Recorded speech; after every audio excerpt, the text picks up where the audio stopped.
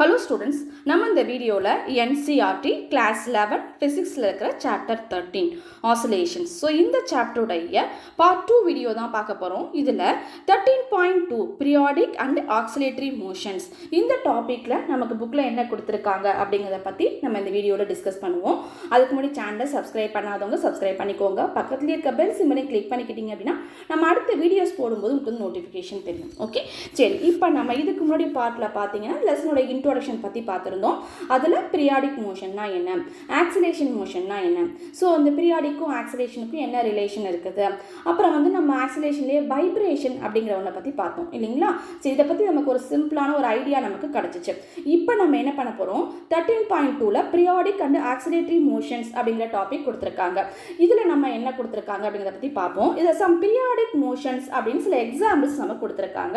First example, an insect climbs up the ramp and falls down. It comes back to the initial point and repeats the process identically. சரி, இந்த எக்ஸாம்பிள்லாம் நம்ம எதுக்கு கொடுத்துருக்காங்க அப்படின்னு பார்த்தீங்கன்னா, just ஒரு மோஷன்ஸில் நமக்கு கிராஃப் எப்படி நமக்கு வந்து வரும். நமக்கு இப்போ பீரியாடிக் மோஷன் அப்படின்னா அதுக்கு கிராஃப் நம்ம எப்படி போடலாம் அப்படிங்கிற ஒரு ஐடியாக்காக நமக்கு வந்து கொடுத்துருக்காங்க. இதில் வந்து ஃபர்ஸ்ட் எக்ஸாம்பிள் ஒரு இன்செக்ட்ஸோட மோஷன் கொடுத்துருக்காங்க. ஒரு இன்செக்ட் என்ன பண்ணுது அப்படின்னு பார்த்தீங்கன்னா, ஒரு ரேம்பில் ஏறுது, கீழே விழுந்துருது, அப்போ அதுலேருந்து மேலேருந்து உயரத்துலேருந்து கீழே விழுந்துருது, திரும்ப அதே பொசிஷனுக்கு வந்துடுது, மறுபடியும் மேலே ஏறுது, திரும்ப கீழே, இதே மாதிரி கண்டினியூவாக அந்த மோஷன் நடந்துக்கிட்டே இருக்குது. ஸோ அதுக்கான கிராஃப் எப்படி கிடைக்கும் அப்படின்னு பார்த்தீங்கன்னா, அந்த ஃபர்ஸ்ட் கிராஃப் இருக்கிற மாதிரி. இதுக்கு நம்ம என்னென்ன எடுத்துக்கிறோம் அப்படின்னு பார்த்தீங்கன்னா, அது ஏறும்போது அதே மாதிரி கீழே விழுற வரை நமக்கு ஒரு டைம் பீரியட் இருக்கும் இல்லைங்களா. அந்த டைம் பீரியடை நம்ம எடுத்துக்கிறோம். அதே மாதிரி அது எவ்வளோ உயரம் ஏறுச்சு, அப்புறம் வந்து கீழே விழும்போது என்ன ஹைட்டு, அதே மாதிரி மறுபடியும் அந்த உயரத்தை ரீச் பண்ணும்போது எவ்வளோ ஹைட் ரீச் பண்ணுச்சு, இதை நம்ம எடுத்தோம் அப்படின்னு வச்சுக்கோங்களேன். அதை நம்ம ஒய் ஆக்சிஸில் எடுத்துப்போம். ஓகேங்களா. இந்த மாதிரி டைமை எக்ஸ் ஆக்சிஸ்லையும் அதோட ஹைட்டை வந்து ஒய் ஆக்சிஸ், அதோட மோஷனோட ஹைட்டை வந்து ஒய் ஆக்சிஸ்லையும் எடுத்துக்குவோம். அதுக்கு எடுத்துட்டோம் நம்ம கிராஃப் எப்படி கிடைக்கும் அப்படின்னு பார்த்தீங்கன்னா இந்த மாதிரி நமக்கு கிடைக்குது. ஓகேங்களா. சரி, இது ஃபஸ்ட்டு அதோட மூமெண்ட், ஃபஸ்ட்டு வந்து ஃபாலோ ஆகிடுச்சு, அதுக்கப்புறம் அப்படி மறுபடியும் செகண்ட் மூமெண்ட், இந்த மாதிரி நம்ம கிராஃப் போட்டே வந்தோம்னா நம்ம ஃபஸ்ட் கிராஃப் வந்து நமக்கு இப்படி தான் கிடைக்கும். ஓகே, சரி, அப்போ இந்த கிராஃப்லேருந்து நம்ம என்ன தெரிஞ்சுக்கிறோம், கண்டினியூவாக கிராஃப் பாருங்களேன் ஒரே மாதிரி இருக்குது, அப்போ ஒரே டைம் பீரியடில் நடக்குது பாருங்கள். இந்த டீ நோட் பண்ணியிருக்க முடியாது, கேபிட்டல் டி அப்படிங்கிறது. ஸோ அப்போ இந்த ஒரு மோஷன்ஸ், அந்த ஒரு இது நடந்ததுக்கு ஒரு சைக்கிள் அது நடக்கிறதுக்கு நமக்கு டி டைம் பீரியட் ஆயிருக்கு, அதே டைம் பீரியட் தான் நமக்கு இங்கேயும் ஆயிருக்கும். ஸோ இந்த மாதிரி நமக்கு வந்து பார்த்தீங்கன்னா இதை நம்மலாம் வந்து கிராஃப் வச்சு நம்ம தெரிஞ்சுக்க முடியும். இதுக்கு தான் இப்படி தான் கிராஃப் நமக்கு வரும். சரி, ரெண்டாவது எக்ஸாம்பிள் பாருங்க. இந்த child claims up the step, comes down and repeats the process identically. Its height above the ground would look like that in the figure 2. இந்த மாதிரி இந்த செகண்ட் ஃபிகர் மாதிரி. ஸோ இதுவும் அதே மாதிரி தான் நமக்கு இருக்குது. ஒரு சைல்டு 3 ஸ்டெப், ஒரு ஃபார் எக்ஸாம்பிளுக்கு ஒரு ரெண்டு ஸ்டெப் மேலே ஏறுறாங்க, ஓகேங்களா, திரும்ப கீழே இறங்கிடுறாங்க, திரும்ப 2 ஸ்டெப் மேலே ஏறுறாங்க, திரும்ப அதே ஸ்டெப்லேயே 2 ஸ்டெப் கீழே இறங்கி, இதே மாதிரி நமக்கு வந்து ரிப்பீட்டடாக நடந்துட்டு இருக்கும். அப்போ இதில் நமக்கு எது ரெண்டையும் வச்சு நம்ம கிராஃப் போட முடியும்னு பார்த்தீங்கன்னா, அவங்க 2 ஸ்டெப்போ 3 ஸ்டெப்போ ஏறும்போது நமக்கு என்ன ஆகும், ஹைட்டு நமக்கு மாறும் இல்லைங்களா. ஸோ அப்போ ஹைட்டு மாறும். அப்போ இந்த ப்ராசஸ் நடக்கிறதுக்கு ஒவ்வொரு தடவையும் ரிப்பீட்டடாக அது நடக்கிறதுக்கு டைம் ஆகும் நமக்கு. அப்போ டைமையும் நம்ம என்ன பண்ணுவோம், ஹைட்டையும் வச்சு இதே மாதிரி ஹைட்டையும் ஃபஸ்ட் கிராஃப் மாதிரி ஹைட்டையும் வச்சு நம்ம வந்து வரைஞ்சோம் அப்படின்னா நமக்கு இந்த மாதிரி டைம் பீரியட் நமக்கு கிடைக்குது. ஸோ ரிப்பீட்டடாக அதே மாதிரி நடக்குது பார்த்தீங்களா. ஸோ அந்த மாதிரி நமக்கு டைம் பீரியட் கிடைக்குது. Second graph. அடுத்து தேர்ட் கிராஃப் பாருங்களேன். When you play the games of bouncing the ball off the ground between your palm and the ground, its height versus time graph would look like the ones in figure 3. இந்த மாதிரி நமக்கு time graph கிடைக்கும். இந்த game நம்ம விளையாடும் பொழுது என்னது, இந்த மாதிரி நம்ம பாலை வந்து பவுன்ஸ் பண்ணி விளையாடுவோம் இல்லைங்களா, தரையில் தட்டி விளையாடுவோம் இல்லை, அந்த மாதிரி கேம் விளையாடும்போது நமக்கு இந்த மாதிரி தேர்ட் கிராஃப் மாதிரி நமக்கு கிடைக்கும். சரி, இப்போ இங்கே என்ன நடக்குது அப்படின்னு பார்த்தீங்கன்னா, நம்ம பால் வந்து அப் அண்ட் டவுன் மோஷன், ஓகேங்களா, up and down motion. First நம்ம என்ன பண்ணுவோம், மேலேருந்து பாலை கீழே போடுவோம், ஓகேங்களா. அதை நம்ம என்ன பண்ணுவோம், ஹைட்டு மேலேருந்து கீழே போடும்போது ஒரு ஹைட்லேருந்து கீழே விழுது. ஓகே, இப்போ ஹைட்லேருந்து கீழே விழுது நம்ம எப்படி நோட் பண்ணிக்குவோம். ஓகேவா. திரும்ப நம்ம மேலே பவுன்ஸ் ஆகி மேலே நமக்கு கைக்கு வரும், அப்போ நமக்கு இந்த மாதிரி டைரக்ஷனில் வரும். திரும்ப நமக்கு என்ன ஆகும், தட்டும்போது நமக்கு என்ன ஆகும், திரும்ப கீழே வரும். ஓகேவா. ஸோ இந்த மாதிரி நமக்கு ரிப்பீட்டடாக நடக்குது. இது எதை பொறுத்து நமக்கு நடக்கும், டைமை பொறுத்து நமக்கு கண்டினியூவாக நடந்துகிட்டே இருக்கும். அப்போ அதே மாதிரி இந்த 2 கிராஃப் மாதிரி தான் டைமை வந்து நம்ம என்ன பண்ணுறோம், எக்ஸ் ஆக்சிஸில் வச்சுக்கிறோம். இப்போ நம்ம ஹைட் எவ்வளோ தூரம் நம்ம தட்டி இது பண்ணுறோமோ அதை வந்து நம்ம ஒய் ஆக்சிஸில் வச்சுக்கிறோம். அதான பாலோட டிஸ்பிளேஸ்மெண்ட், அப் டவுன் மோஷன், ஓகேங்களா. ஸோ அதை வந்து நம்ம ஒய் ஆக்சிஸில் வச்சுக்கிறோம். வரைஞ்சிட்டோம், நம்ம படம் வரைஞ்சோன்னு வச்சுக்கோங்களேன், கர்வ் நமக்கு இந்த மாதிரி கிடைக்கும். அப்போ இந்த 3 எக்ஸாம்பிள்ஸ்லேருந்து நம்ம என்ன தெரிஞ்சுக்கலாம்னா அதோட கிராஃப் பீரியாடிக் மோஷன்ஸுக்கு கிராஃப் நமக்கு எப்படி கிடைக்கும். ஓகேங்களா, எந்தெந்த நம்ம இது வந்து ஃபிசிக்கல் குவான்டிட்டி எடுத்துட்டு நம்ம வந்து கிராஃப் போடுறது அப்படிங்கிற மாதிரி நமக்கு ஒரு ஐடியா கிடைக்குது. ஓகேங்களா, சரி இப்போ நம்ம பாருங்கள் இந்த எக்ஸாம்பிளில் இன்னொன்று ஒரு இம்பார்ட்டண்ட்டான ஒன்று பார்க்குறோம். என்ன அப்படின்னு பார்த்தீங்கன்னா இந்த தேர்ட் ஃபிகர் இருக்குது பார்த்தீங்களா, அந்த தேர்ட் பாலை வந்து பவுன்ஸ் பண்ணுறது. இந்த தேர்ட் ஃபிகரை பொறுத்தவரை நமக்கு கிராஃப் எப்படி கிடைக்குதுன்னு பார்த்தீங்கன்னா கர்வ் மாதிரி கிடைக்குது பாருங்களேன். மேலேருந்து நம்ம பாலை கீழே போடும்போது ஒரு மோஷன், ஓகேங்களா, டவுன்வர்ட் டைரக்ஷனில். சரி, இப்போ பால் பவுன்ஸ் ஆகி மேலே வரும்போது அப்வர்ட் டைரக்ஷனில் நமக்கு ஒரு மோஷன். இதை கர்வை நம்ம தனியாக எடுத்து போட்டு பார்த்தோன்னு வச்சுக்கோங்களேன், இந்த கர்வ் வந்து டவுன்வர்ட் டைரக்ஷனில் இப்படி கிடைக்கும். சரி, இந்த கர்வை மட்டும் எடுப்போம், அப்வர்ட் டைரக்ஷனில் இப்படி கிடைக்குது. ஸோ இந்த மாதிரி கர்வை நம்ம எங்கேயாவது பார்த்துருக்கோமா? ஆமாம், ஸ்ட்ரைட் லைன், மோஷன் இன் ஸ்ட்ரைட் லைன் செகண்ட் சாப்டரில் இருக்கும் பாருங்கள். நியூட்டன்ஸ் லா நம்ம கொண்டு வந்தோம் இல்லைங்களா, அந்த நியூட்டன்ஸ் லாவில் இந்த மாதிரி கர்வை வச்சு தான் நம்ம என்ன பண்ணிப்போம், அந்த ஈக்குவேஷனை வந்து டிரைவ் பண்ணி கொண்டு வந்திருப்போம். ஓகேங்களா, ஸோ அதே மாதிரி நமக்கு இருக்குது பார்த்தீங்களா. அப்போ இந்த செக்ஷன்ஸ் ஆஃப் த பேரபோலா, இதை நம்ம பேரபோலா நாங்கள் படிச்சிருப்போம். Parabola given by the Newton's equation of motion chapter 2ல் பாருங்கள். ஈக்குவேஷன் ஆஃப் மோஷன், அந்த ஈக்குவேஷன் ஆஃப் மோஷன் எப்படி இருக்குன்னு உங்களுக்கு ஞாபகத்துக்கு சொல்கிறேன் பாருங்கள். x = x0t + ½ at² கிடைக்கும். ஓகேவா, அதே மாதிரி ஈக்குவேஷன் வச்சு நம்ம இதுக்கு எழுதலாமா? எழுத முடியும். ஏன்னா இங்கே எக்ஸுங்கிறது அங்கே டிஸ்பிளேஸ்மெண்ட், நமக்கு இங்கே என்ன டிஸ்பிளேஸ்மெண்ட், ஹைட்டு தான் டிஸ்பிளேஸ்மெண்ட். அப்போ h = ut, x0க்கு பதிலாக இனிஷியலாக எப்போதுமே u வச்சுக்குவோம் இல்லைங்களா, இனிஷியல் வெலாசிட்டி யூன்னு வச்சுக்குவோம்ல, அந்த மாதிரி யூன்னு வச்சுக்குவோம்.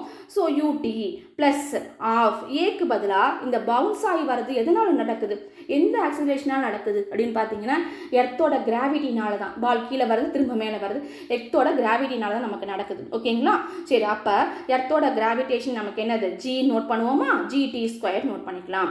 சரி, ரெண்டாவது ஈக்குவேஷன் பாருங்களேன், மைனஸ் போட்டிருக்கோம். ஏன் மைனஸ் போட்டிருக்கோம்? இது எர்த்தோட கிராவிட்டினால் நடக்கிறதுனால அதோட ஆக்சலரேஷன் வந்து ஃபஸ்ட்டு நமக்கு வந்து டவுன்வர்ட் டைரக்ஷனில் வரும்போது எர்த் இது கீழே நோக்கி இழுக்கும். அப்போ நமக்கு டவுன்வர்ட் டைரக்ஷன் தான், அப்போ நம்ம ப்ளஸ் போட்டுக்கலாம். அப்போர்ட் டைரக்ஷன் நோக்கி பால் வரும்போது நமக்கு என்ன ஆகும்னா கிராவிடேஷனோட டைரக்ஷன் நமக்கு டவுன்வர்ட், ஓகேங்களா, மாற்றி நமக்கு வருது இல்லையா. ஸோ அப்போ அது நெகட்டிவ் வரும். ஓகே, ஸோ இந்த ஈக்குவேஷன் நமக்கு அப்படி தான் வந்துச்சு. அப்போ இந்த கிராஃபுக்கு நம்மளால் ஈக்குவேஷனையும் ஃபார்ம் பண்ணி நம்ம கண்டுபிடிக்க முடியும். ஓகேங்களா, சரி. அப்போ with different values of u in each case, இப்போ பாருங்களேன், இந்த ஒவ்வொரு இதுலையும் வந்து இனிஷியல் வெலாசிட்டி அப்படிங்கிறது நமக்கு டிஃப்ரெண்ட்டாக இருக்கும். Okay, so these are examples of periodic motion. இப்போ நம்ம பார்த்த எல்லாமே பீரியாடிக் மோஷன் தான். Thus the motion that repeat itself, திரும்ப திரும்ப நமக்கு நடந்துச்சு. ஆமாம், எல்லா கிராஃபையும் பார்த்தா திரும்ப திரும்ப நமக்கு நடந்திருக்குது. At regular interval of time. ஆமாம், இந்த டைம்லாம் பாருங்களேன், இங்கே டீ போட்டிருக்கோம் பார்த்தீங்களா, இந்த சென்டர்லேருந்து இந்த சென்டருக்கு. அப்போ இந்த சென்டர்லேருந்து இந்த சென்டர் வந்துட்டோம்னா டைம் ரெகுலர் இன்டர்வல் ஆஃப் டைம்லேயும் நமக்கு நடக்குது. அப்போ இதைத்தான் நம்ம என்ன சொல்கிறோம்னா பீரியாடிக் மோஷன் அப்படின்னு சொல்கிறோம். ஓகேங்களா, ஜஸ்ட் நம்ம இன்ட்ரோடக்ஷனில் அப்படின்னா என்னங்கிறது நம்ம வந்து ஒரு ஐடியாவுக்காக நம்ம சென்டென்ஸாக படிச்சிருப்போம். இப்போ கிராஃப்லேருந்து நமக்கு வந்து நல்லா எக்ஸ்பிளைன் பண்ணி சொல்கிறாங்க. ஓகே, சரி, இப்போ பீரியாடிக் மோஷனை பற்றி நம்ம இன்னும் நல்லா தெரிஞ்சுக்கணும். இந்த பாடி அண்டர்கோயிங் பீரியாடிக் மோஷன். இப்போ ஒரு பாடி வந்து பீரியாடிக் மோஷனில் இருக்குது. சரி, எக்ஸாம்பிளுக்கு நம்ம ஒன்று வச்சுக்குவோம், அப்போ தான் நமக்கு வந்து இந்த சென்டென்ஸ் எல்லாம் புரியும். இப்போ பாருங்கள், ஒரு சிம்பிள் பண்டலத்தை எடுத்துக்குவோம். ஓகே, ஒரு சிம்பிள் பண்டலம். இப்போ சிம்பிள் பெண்டலம்னா நமக்கு எப்படி இருக்கும், நீங்கள் சிம்பிள் பெண்டலம்னா என்ன, ஒன்றும் இல்லை, ஒரு த்ரெட்டில் ஒரு சின்ன பாபு கீழே கட்டி தொங்க விட்டுருப்போம், அதுதான் சிம்பிள் பெண்டலம். ஓகேங்களா, பெண்டலம் கிளாக்லாம் பார்த்துருப்பீங்க, நமக்கு ஆடிக்கிட்டே இருக்குமே, அந்த பெண்டலம் கிளாக் தான், அதே மாதிரி தான் சிம்பிள் பெண்டலம். இப்போ இந்த சிம்பிள் பெண்டலம் வந்து பீரியாடிக் மோஷனில் இருக்க போகுது. சரி, ஃபஸ்ட் நமக்கு என்ன ஆகும் அப்படின்னு பார்த்தீங்கன்னா, சிம்பிள் பெண்டலம் நார்மலாக அதை நம்ம எந்த டிஸ்டர்பும் பண்ணலைன்னா இந்த மாதிரி அப்படியே ஸ்டேபிளாக நிற்கும். ஓகேங்களா, அது மேலே எந்த ஃபோர்ஸும் ஆக்ட் ஆகாது, நம்ம டிஸ்டர்ப் பண்ணலைன்னா அது அப்படியே இருக்கும். ஓகேங்களா, இந்த பொசிஷனை தான் ஈக்லிபிரியம் பொசிஷன்னு சொல்லுவோம். அப்படியே அந்த பொசிஷன்லேயே அசையாமல் இருக்கும். ஓகே, ஸோ அப்போ நம்ம என்ன பண்ணுவோம், அந்த பாபை நம்ம டிஸ்டர்ப் பண்ணோன்னா இது கொஞ்சம் தூரம் நம்ம அப்படியே டிஸ்பிளேஸ் பண்ணுவோம். இந்த தூரத்துக்கு நம்ம இழுத்தோன்னா இந்த பொசிஷனுக்கு நமக்கு வரும். ஓகேங்களா, இந்த பொசிஷனுக்கு வரும். நம்ம விட்டுட்டோம்னா திரும்ப என்ன ஆகும், அது இப்படி போயிட்டு இப்படி வரும், இப்படி போயிட்டு இப்படி வரும். இதான பெண்டுலமோட நமக்கு மோஷன். நம்ம பெண்டுலம் கிளாக்லாம் பார்த்தோம்னா இப்படி தானே மூவ் ஆகும். அதே மாதிரி தான் சிம்பிள் பெண்டில் மூவ் ஆகும். அப்போ சிம்பிள் பெண்டோட ஈக்லிபிரியம் பொசிஷன் இது. நம்ம இப்போ என்ன பண்ணோம், கொஞ்சம் டிஸ்பிளேஸ் பண்ணி அதுக்கு ஒரு ஃபோர்ஸை கொடுத்து, டிஸ்பிளேஸ்மெண்ட் ஆனாலும் அதுக்கு ஒரு ஃபோர்ஸ் கிடைக்கும், நம்ம விட்டுட்டோம்னா அதுக்கு ஒரு ஃபோர்ஸ் கிடைக்கும். அதனால் அது என்ன ஆகிட்டு இருக்கு, மூவ் ஆகிட்டு இருக்கு. சரி, இதை நல்லா ஞாபகம் வச்சுக்கோங்க. ஓகே, ஸோ இந்த படத்தை ஞாபகம் வச்சுக்கோங்க. இப்போ நம்ம சென்டென்ஸ் படிக்க போகிறோம். The body undergoing periodic motion. அப்போ இந்த பாடி பீரியாடிக் மோஷனில் இருக்குது.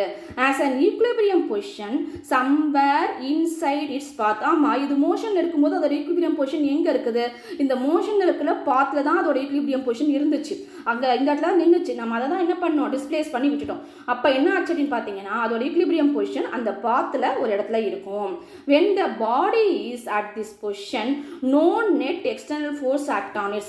அப்போ அந்த ஈக்குலிபிரியம் பொசிஷனில் அது இருக்கும் பொழுது அது மேலே எந்த எக்ஸ்டர்னல் ஃபோர்ஸும் ஆக்ட் ஆகாது. ஆமாம், இந்த பாடி அந்த பாத்தில் நம்ம கொண்டுட்டு வரதுக்கு முன்னாடி நம்ம என்ன பண்ணோம்? ஈக்குலிபிரியம் பொசிஷன் தான் இருந்துச்சு. அது மேலே எந்த ஃபோர்ஸும் ஆக்ட் ஆகலை. அப்போ ஈக்குலிபிரியம் பொசிஷன் தான் இருந்துச்சு. நம்ம வந்து என்ன பண்ணுறோம்? அதை இழுத்து விடும்போது அது மூவ்மெண்ட் ஆக ஆரம்பிச்சிச்சு. ஆனால் அந்த ஈக்குலிபிரியம் பொசிஷனில் இருக்கும் பொழுது அது மேலே எந்த நெட் ஃபோர்ஸும் நமக்கு ஆக்ட் ஆகாது. Okay, clear? ஸோ இப்போ இந்த சென்டென்ஸ் ஓரளவுக்கு நமக்கு அண்டர்ஸ்டாண்ட் ஆயிருக்கும்னு நினைக்கிறேன். ஓகே, சரி. இப்போ அடுத்தது பார்த்தீங்கன்னா, இந்த மாதிரி ஏன் மோஷன் நடக்குது? இந்த மாதிரி ஆக்சிலேஷன் மோஷன் ஏன் நடக்கணும்? எதுக்காக நடக்குது? இப்போ பாருங்கள், if it is left there at rest. அப்போ நம்ம வந்து அதை மூவ் பண்ணி விட்டோம் இல்லையா? அப்போ என்ன பண்ணும்? ரெஸ்ட்டுக்கு வரும். ஓகேங்களா? It's remain there forever. அப்போ அது என்ன ட்ரை பண்ணுதுன்னா, ரெஸ்ட்டுக்கு திரும்ப ஈக்குலிபிரியம் பொசிஷனுக்கு வரத்துக்கு அது ட்ரை பண்ணுது. ஓகேங்களா? அப்போ திரும்ப என்ன பண்ணும்? அதோட ஃபோர்ஸை வந்து அது ரெடியூஸ் ஆக அது ஈக்குலிபிரியம் பொசிஷனுக்கு வரும். ஓகேங்களா? வரத்துக்கு அது ட்ரை பண்ணுது.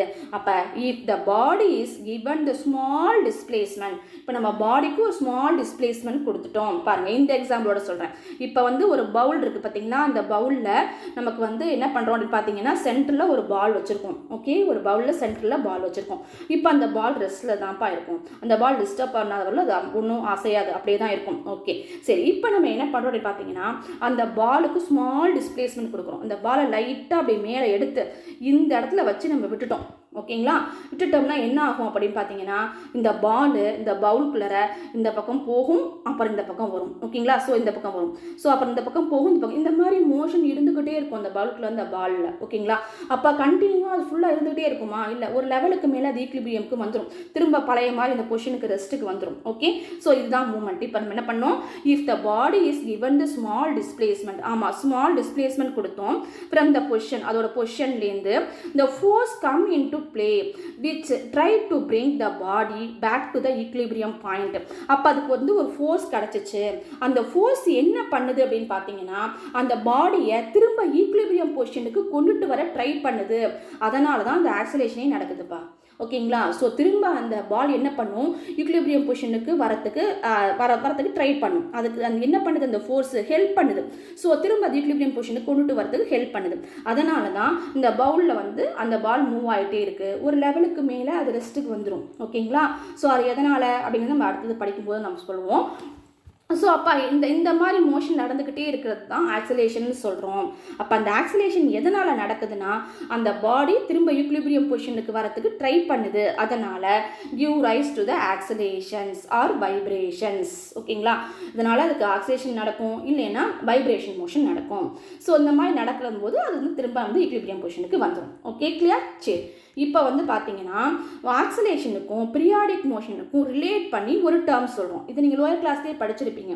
ஓகே, சரி. என்ன சொல்கிறாங்க அப்படின்னு பார்த்தீங்கன்னா, எவ்ரி ஆக்சிலேட்டரி மோஷன், இந்த மோஷன் ஞாபகம் வச்சுக்கோங்களேன், எவ்ரி ஆக்சிலேட்டரி மோஷன் இஸ் பீரியாடிக். ஆமாம், இது ஒரு பர்டிகுலர் டைம் பீரியடில் இங்கே போகும், திரும்ப இங்கே போகும், திரும்ப இங்கே போகும், இங்கே போகும். அப்போ எந்த ஒரு ஆக்சிலேஷன் மோஷன் எடுத்துக்கிட்டிங்கனாலும் அது பீரியாடிக்காக தான் இருக்கும். Okay, but every periodic motion need not to be ஆக்சிலேட்டரி. ஆனால் எல்லா பீரியாடிக் மோஷனும் ஆக்சிலேஷனாக இருக்க வேண்டிய அவசியம் இல்லை அப்படிங்கிறாங்க. இதுக்கு நம்ம எப்படி ஞாபகம் வச்சுக்கிறது? சிம்பிள். நம்ம ஆல்ரெடி இன்ட்ரோடக்ஷனில் ஒரு எக்ஸாம்பிள் சொன்னோம். என்ன எக்ஸாம்பிள் சொன்னோம்? சென்டரில் வந்து சன் இருக்கும், அதை சுற்றி வந்து எர்த் ஒரு ஆர்பிட்டில் சுற்றி வந்துட்டுருக்கோம் அப்படின்னு நம்ம சொன்னோம். ஓகேங்களா? ஸோ இது ஒரு பீரியாடிக் மோஷன்னு சொன்னோம். இதை நம்ம தெரிஞ்சுக்கணும். என்ன பண்ணோம்? நம்ம கிளைமேட் வந்து 1 இயர்ஸுக்கு கரெக்டாக அந்த டைம் பீரியடில் நமக்கு மாறிக்கிட்டே இருக்கும் இல்லைங்களா? ஸோ அப்போ இது பீரியாடிக் மோஷன் தான். ஓகே, சன்னை சென்டராக வச்சுட்டு எர்த்தை சுற்றி வருது வந்து பீரியாடிக் மோஷன் தான் அப்படின்னு சொன்னோம். பட் இதை நம்ம ஆக்சிலேஷனாக வரைய முடியுமா? இப்போ பாருங்கள், கர்வெல்லாம் வரைஞ்சோம்ல, இதுக்கு நம்ம கர்வ் வரைஞ்சிடலாம். ஓகே, சென்டர் பாயிண்ட் வச்சுட்டு கர்வ் வரைஞ்சிடலாம். ஸோ ஆனால் இதுக்கெலாம் நம்ம வந்து கர்வ் வரைய முடியுமா? முடியாது. அந்த மாதிரி, அதாவது அந்த ஆக்சிலேஷன் இது வந்து கிராஃப் வந்து நம்மளால் வரைய முடியாது. ஓகே, சரி, அப்போ நம்மளால் வரைய முடியல, அப்போ இது என்னது, பீரியாடிக் மோஷன் தான், பட் ஆனால் இது ஆக்சிலேஷன் கிடையாது. ஓகேங்களா, அதுதான் என்ன சொல்கிறாங்கன்னா, எவ்ரி ஆக்சிலேட்டரி மோஷன், இந்த மாதிரி ஆக்சிலேஷன் எதுக்கு நீங்கள் வந்து இந்த ஆக்சிலேஷன் கிராஃப் போட முடியும் அப்படின்னு நீங்கள் டிசைட் பண்ணுறீங்களோ அது எல்லாமே வந்து பார்த்தீங்க அப்படின்னா பீரியாடிக்காக தான் இருக்கும். ஓகேங்களா, பர்டிகுலர் டைம் பீரியடில் தான் நமக்கு நடக்கும். ஓகே, பட் ஆனால் எவ்ரி பீரியாடிக் மோஷன், எந்த ஒரு பீரியாடிக் மோஷன், எல்லா பீரியாடிக் மோஷனுமே ஆக்சிலேஷன் ஆகணும்னு அவசியம் கிடையாது. ஓகே, ஸோ எர்த்தோட எக்ஸாம்பிளும் சிம்பிள் பெண்டம் எக்ஸாம்பிள் ஞாபகம் வச்சுக்கோங்க. இல்லைன்னா எர்த்தோட எக்ஸாம்பிள், அந்த எர்த்தை வந்து சுற்றி வருது பார்த்தீங்களா, அந்த எக்ஸாம்பிளும் இல்லை இந்த எக்ஸாம்பிளும் ஞாபகம் வச்சுட்டிங்கன்னா அந்த சென்டென்ஸ் ஈஸியாக புரியும். ஓகேங்களா, அப்போ circular motion is periodic motion, circular சுற்றி வருது ஒரு பீரியாடிக் மோஷன் தான், பட் இட்ஸ் நாட் ஆக்சிலேட்டரி, அது வந்து ஆக்சிலேட்டரி அப்படிங்கிறது சொல்ல முடியாது. ஓகேங்களா, சரி, இப்போ நம்ம வைப்ரேஷன் இங்கே ஒரு டேர்ம் சொன்னோம்ல, ஆக்சிலேஷன் ஆர் வைப்ரேஷன், ஃபர்ஸ்ட் இதுலேயும் நம்ம படிச்சிருக்கோம் இன்ட்ரோடக்ஷன்லையும், ஆக்சிலேஷன் அண்ட் வைப்ரேஷன். அப்போ ஆக்சிலேஷனும் வைப்ரேஷனும் வேறையா அப்படின்னு பார்ப்போம். இப்போ பாருங்க, no significant difference between oscillations and vibration. ஆக்சிலேஷனுக்கும் வைப்ரேஷனுக்கும் பெருசாக எந்த வித்தியாசமுமே கிடையாது. ஓகேங்களா, ஆக்சிலேஷனுக்கும் வைப்ரேஷனுக்கும் நமக்கு பெருசாக எந்த வித்தியாசமே கிடையாது. அப்போ ஏன் ரெண்டு வேர்டு நம்ம யூஸ் பண்ணுறோம், ஆக்சிலேஷன் வைப்ரேஷன் ஏன் ரெண்டு வேர்டு யூஸ் பண்ணுறோம் அப்படின்னு பார்த்தீங்கன்னா, அது ரெண்டுக்கும் ஒரு சின்ன டிஃப்ரென்ஸ் இருக்குது. என்ன, when the frequency is small, frequency கம்மியாக இருந்துச்சுன்னா we call its acceleration. அந்த frequency வந்து ரொம்ப ஸ்மாலாக இருந்துச்சுன்னா அதை நம்ம என்ன சொல்லலாம்னா ஆக்சிலேஷன் அப்படின்னு சொல்லலாம். மெதுவாக அந்த ட்ரீயோட பிரான்ச்சஸ்லாம் மெதுவாக தானே ஆடும். ஓகேங்களா, ஸோ அந்த மாதிரி ஆடினா அது வந்து ஆக்சிலேஷன் அப்படின்னு சொல்லலாம். அப்போ ஃப்ரீக்வன்சி கம்மியாக இருக்குது, ஃப்ரீக்வன்சி ரொம்ப ஸ்மாலாக இருக்குது அப்படின்னு அர்த்தம். ஓகேங்களா, when the frequency is high, frequency அதிகமாக இருந்துச்சுன்னா அதை வந்து வைப்ரேஷன் அப்படின்னு சொல்லலாம்.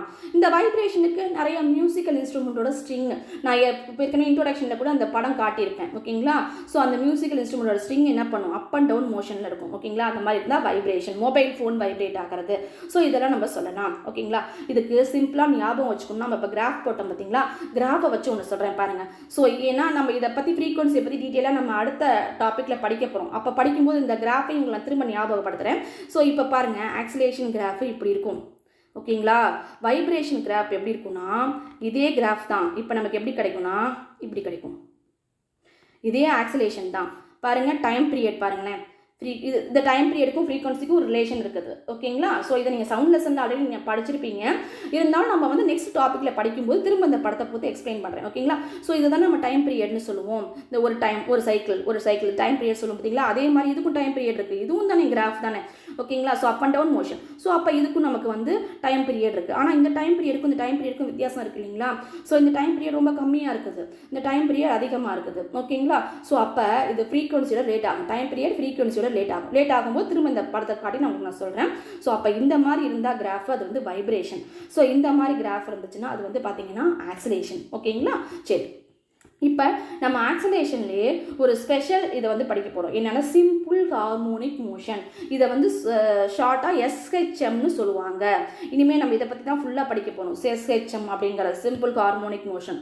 ஓகே, ஸோ அப்போ சிம்பிள் ஹார்மோனிக் மோஷன்னா என்ன, சிம்பிளஸ்ட் ஃபார்ம் ஆஃப் ஆக்சிலேட்டரி மோஷன். சாதாரண ஒரு ஆக்சிலேஷன் மோஷனை பற்றி படிக்க போகிறோம். ஓகேங்களா, அதுதான் சிம்பிள் ஹார்மோனிக் மோஷனுங்கிறது. இப்போ ஆக்சிலேஷன் மோஷனுக்கு நம்ம வந்து சிம்பிளான ஒரு ஆக்சிலேஷன் மோஷன் எடுத்துக்க போகிறோம்.